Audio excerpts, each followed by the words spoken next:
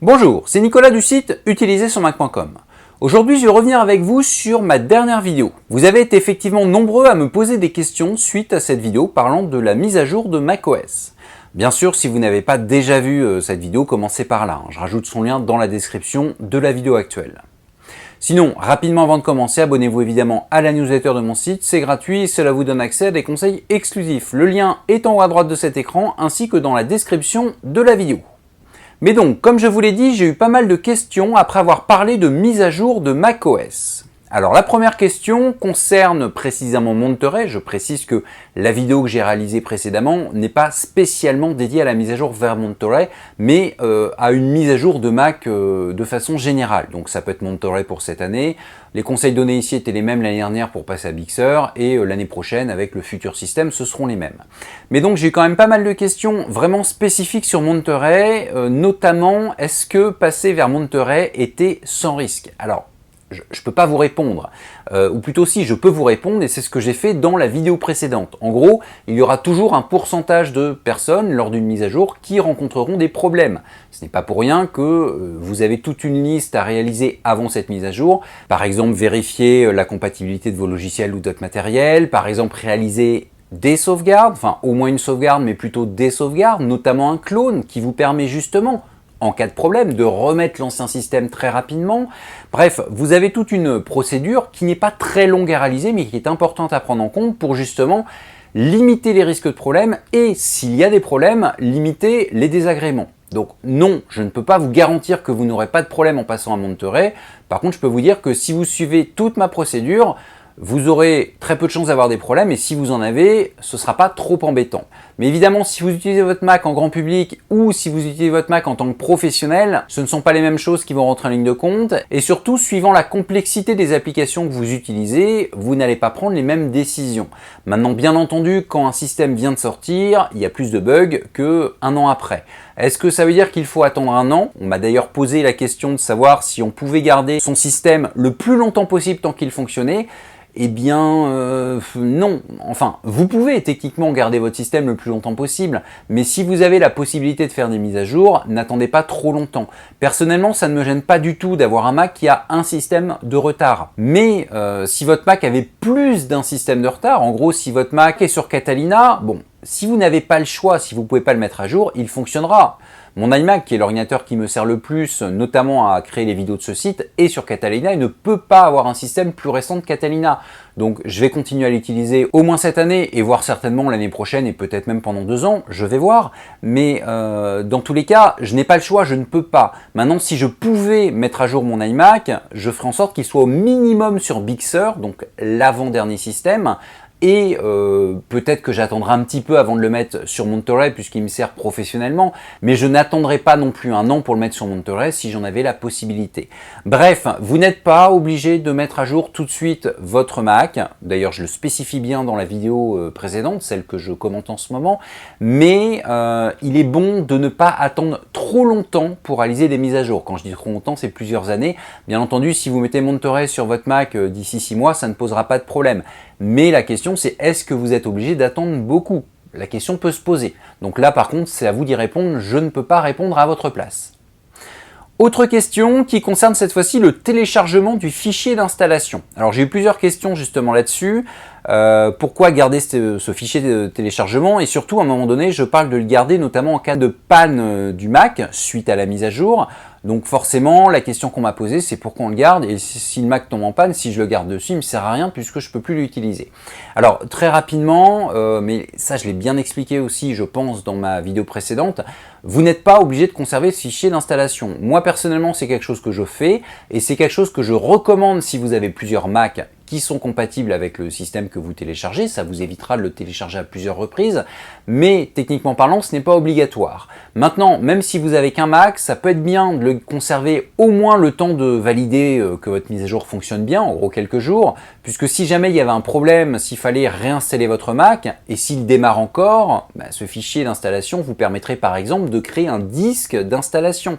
Donc ça vous permettrait par exemple de réinstaller votre Mac à zéro avec le nouveau système pour résoudre les éventuels problèmes qui auraient lieu après l'installation. Donc c'est un conseil, gardez-le au moins quelques jours, ce n'est pas une obligation. Maintenant, si votre Mac tombe en panne complètement et que vous n'y avez plus accès, il y a une petite frange de la population de Mac user qui va peut-être avoir quand même un intérêt à l'avoir conservé sur son disque. C'est qu'en gros, même si un Mac ne démarre plus, il y a quand même des possibilités pour récupérer les données qui sont dessus. Il faut 2 Macs pour cela, mais si vous avez 2 Macs, si moi, l'un de mes Macs ne démarre plus, avec l'autre Mac, je peux utiliser ce que l'on appelle le mode target, le mode disque cible. J'ai réalisé une vidéo là-dessus, je vous remets le lien en description. Mais donc, je peux utiliser le mode disque cible pour retourner sur ce Mac, ou plutôt retourner sur le stockage de ce Mac. Je transforme en fait l'un des Macs en disque externe. Alors bon, là on est sur du spécifique hein, évidemment, donc on va dire que ça ne concerne quasiment personne parmi ceux qui regardent ma vidéo, mais voilà, si j'ai parlé de garder le téléchargement de l'installation, notamment en cas de plantage du Mac, voilà, c'était plutôt pour cette petite population de personnes qui ont les câbles nécessaires à réaliser un mode target, un mode disque cible, et qui l'ont déjà réalisé. Mais donc voilà, ne vous focalisez pas là-dessus, par contre ce serait bien de le garder au moins quelques jours au cas où vous auriez besoin de le réutiliser. Vous pouvez évidemment toujours le retélécharger, cela va de soi, mais bon, si on peut éviter de retélécharger 12 Go, ça peut être pas mal.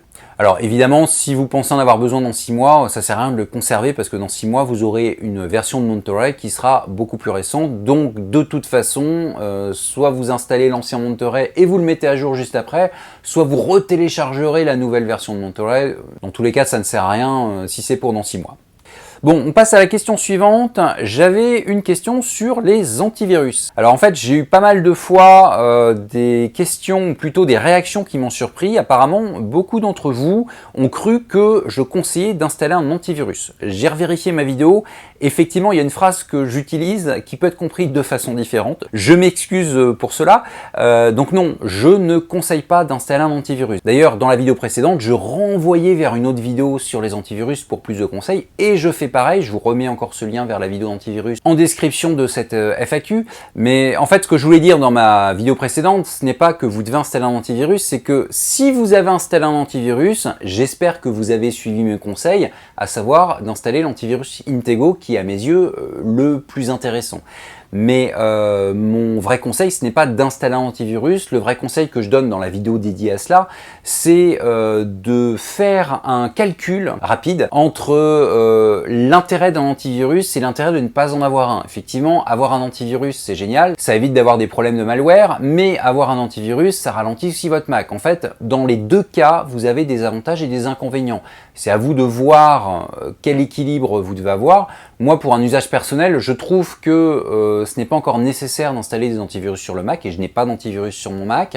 Mais maintenant, cela veut dire que je respecte quelques réflexes dont je parle d'ailleurs dans ma vidéo sur les virus. Et ces réflexes me permettent de dire que dans mon cas, le mieux est de ne pas en avoir un. Je peux toujours attraper un virus qui infectera mon Mac. Dans ces cas-là, j'ai des sauvegardes.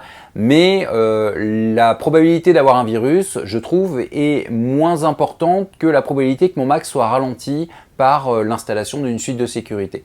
Après, c'est un avis tout à fait personnel et justement dans la vidéo sur les antivirus, j'expliquais que si vous souhaitiez installer un antivirus, notamment si professionnellement vous utilisez votre Mac et que vous devez échanger des fichiers avec beaucoup de clients, et là c'est un argument pour installer une suite de sécurité, si donc vous deviez installer une suite de sécurité, je vous recommandais l'antivirus d'Intego. Mais donc, dans la vidéo précédente, ma phrase, effectivement, a peut-être été mal comprise d'une certaine partie des utilisateurs. Non, je ne dis pas que vous devez en installer un, je dis juste que si vous avez décidé d'en installer un, je vous recommande très fortement d'installer Intego. D'ailleurs, pour en revenir à Intego et ma vidéo sur les antivirus, certaines personnes m'ont fait remarquer que c'était une vidéo sponsorisée et donc que peut-être je n'étais pas tout à fait honnête. Alors déjà, dans cette vidéo, j'explique que je n'ai pas d'antivirus sur mon Mac et que j'estime que ce n'est pas nécessaire. Donc évidemment, cette vidéo sponsorisée, mais si j'avais dû suivre un texte que me donnait Intego, je n'aurais pas utilisé ce discours-là. Mais dans tous les cas, si tout ce que j'ai dit dans cette vidéo est honnête, je le pense. Si j'ai réalisé une vidéo sponsorisée, c'est juste que je voulais réaliser une vidéo sur les antivirus. La suite que je voulais proposer, c'était Intego, et ça faisait plus d'un an que Intego me proposait de faire une vidéo sponsorisée, donc j'en ai profité pour dire oui. Mais donc, je reprends la chose importante à bien comprendre. Non, je ne vous ai pas dit que vous deviez installer un antivirus. Je vous en conseille juste un si vous souhaitez en installer un, mais dans tous les cas, s'il y a des questions, là j'ai juste pris quelques minutes dans cette vidéo, mais s'il y a des questions, je vous invite à aller revoir ou voir cette vidéo sur les suites de sécurité. Bon, le point antivirus c'est fini, j'ai encore deux questions à aborder. Il y a pas mal de personnes qui m'ont demandé, qui m'ont parlé des Mac à base de processeur Intel et qui m'ont demandé pendant combien de temps un Mac à base de processeur Intel sera mis à jour. Alors, je ne suis pas Madame Irma, je n'en sais rien. Maintenant, si je reprends cette question ici, c'est pour une raison précise, c'est qu'une partie de ces personnes m'ont expliqué qu'ils envisageaient d'acheter un Mac et qu'ils hésitaient à acheter un Mac M1, donc les nouveaux processeurs Apple Silicon, ou un Mac encore à base de processeur Intel. Alors, j'ai déjà réalisé l'année dernière une vidéo justement sur ce dilemme, acheter un Mac Intel ou un Mac M1. Alors M1 ou MA Pro ou MA Max maintenant, puisqu'il y a des déclinaisons d'M1. Mais bon, cette vidéo étant toujours d'actualité, je vous remets le lien dans la description de la FAQ que vous êtes en train de regarder. Et si vous avez des questions là-dessus, je vous invite à la voir. Mais pour faire très court, l'année dernière, je disais la même chose que ce que je vais dire maintenant. Je ne vois plus trop l'intérêt, à moins d'avoir un besoin réellement très très spécifique, mais je ne vois plus trop l'intérêt d'acheter un Mac à base de processeur Intel à l'heure actuelle. Si vous devez acheter un Mac à base de processeur Intel, justement pour un besoin spécifique, le mieux c'est peut-être de se tourner vers de l'occasion qui permettrait d'avoir un Mac moins cher, voire beaucoup moins cher qu'un Mac à base de processeur ARM, donc de processeur Apple Silicon, et du coup le Mac durera moins longtemps, mais comme vous l'aurez acheté moins cher, vous pourrez le remplacer plus rapidement. Mais dans tous les cas, je ne peux pas vous dire pendant combien de temps Apple va mettre à jour son système. Je sais que lors du passage vers les processeurs Intel, donc en 2006, il y a eu des Macs qui n'ont pas été mis à jour très longtemps. Je pense au tout dernier Mac à base de processeur PowerPC qui était sorti.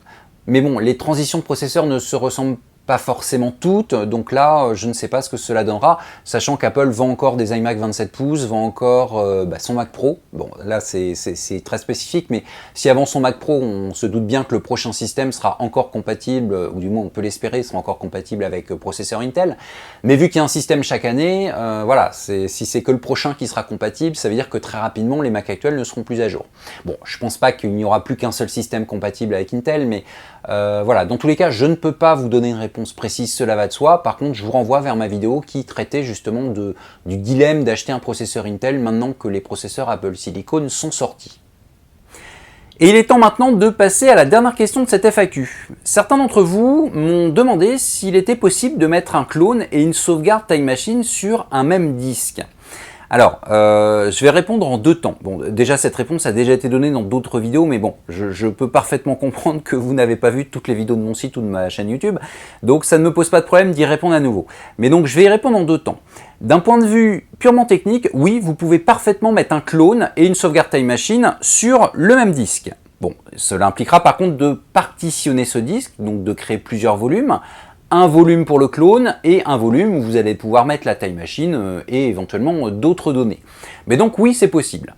Maintenant, quel est l'intérêt de sauvegarder? Eh bien, c'est qu'en cas de panne, vous puissiez avoir une sauvegarde ailleurs, donc une copie de vos données ailleurs que sur le disque qui est tombé en panne. Donc si le disque dur ou le SSD de votre Mac tombe en panne, vous avez effectivement votre sauvegarde en externe. Le problème, c'est que je conseille d'avoir au moins deux sauvegardes. Or, là, vous avez deux sauvegardes, mais sans en avoir réellement deux, puisque si le disque de sauvegarde tombe en panne, vous perdez les deux sauvegardes. Donc en fait, les deux étant liés, cela correspond à mes yeux à une seule sauvegarde. Donc je serais tenté de vous dire que l'intérêt est limité. Alors l'intérêt est limité, mais il n'est quand même pas nul. Effectivement, avoir une sauvegarde Time Machine, je pense que c'est le minimum, parce que régulièrement vous mettez à jour votre Time Machine, ou plutôt le Mac met à jour la Time Machine tout seul, alors que le clone, a priori, vous allez plutôt le réaliser juste avant de réaliser la mise à jour de votre Mac, par exemple, ou à d'autres moments. Donc le clone, vous allez le réaliser plus ponctuellement. Maintenant, avoir un clone en cas de problème lors d'une mise à jour majeure, c'est intéressant, ça permet de remettre l'ancien système plus rapidement qu'en utilisant la Time Machine.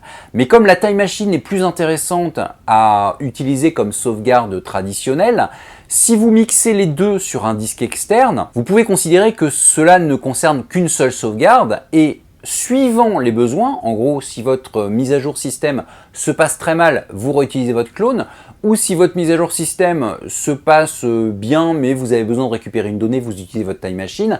Donc dans ces cas-là, vous considérez que vous n'avez qu'une seule sauvegarde, même si j'ai bien compris que sur ce disque, vous en aurez deux différentes.